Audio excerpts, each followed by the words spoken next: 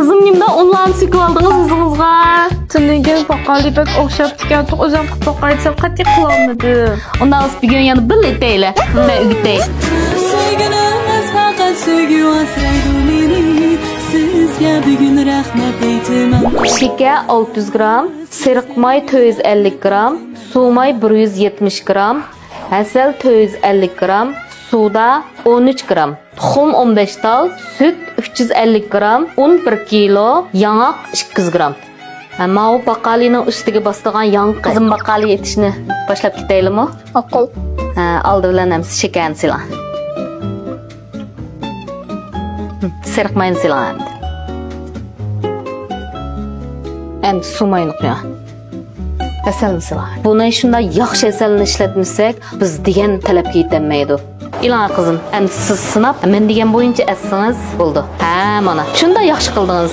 Şu az taletde yaxşı aralashtirib olamiz. Muş sırık mayları qancha yaxşı köpse, baqarilarimiz şunda o'xshaydi. Ha, hamda kızım muş holatga kelganda, ma tuxumni 3ga bo'lib selib olamiz. Hazır yana 5 tal tuxumni selib olamiz ustiga. Davomliq. Bek yaxşı köptirsiz, mi kızım?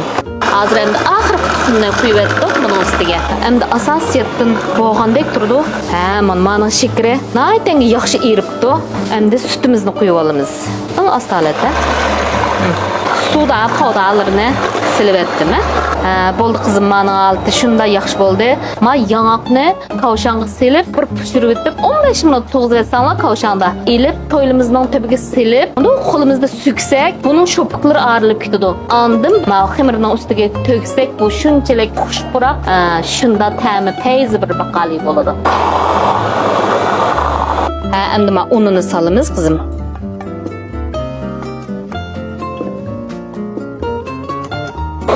Bo'ldi qizim, mush holatga kelsa, bo'ldi. Mana endi shilisiga elib olamiz. Qizim ham simishni tuz qilib tuzlagan.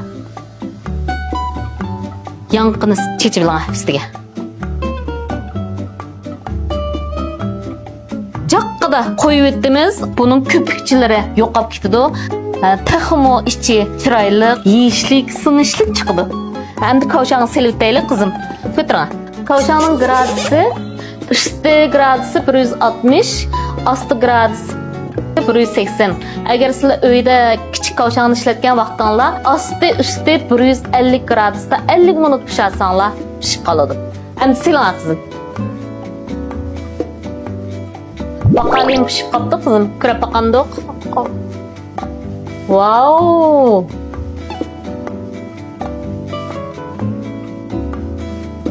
Baqalilarimiz pishib chiqdi. Endi bu da xo'ng sirong jonni o'rganganlar bo'lib qolsa, Kilerki sana dikkat qilinglar.